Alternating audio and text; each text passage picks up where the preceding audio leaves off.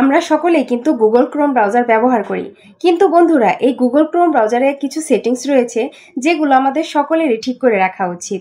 তা না হলে কিন্তু আমরা অনেক সময় অনেক বিপদেই পড়তে পারি। শুধু তাই নয়, আমাদের মোবাইলে বিভিন্ন ভাইরাস আক্রমণ করতে পারে। সো বন্ধুরা, এই সেটিংসগুলো কিভাবে করবেন চলুন দেখিয়ে দিচ্ছি। তার আগে আমার আইডিটিকে ফলো করে রাখতে পারেন, এরকম ইম্পর্টেন্ট ভিডিও আমার এখানে প্রতিনিয়ত আসে যা আপনাদের অনেক কাজে দিবে। আর ভিডিওটি আপনার পরবর্তীতে কাজে আসতে পারে, তাই ভিডিওটি আপনি আপনার টাইমলাইনে শেয়ার করে রাখতে পারেন।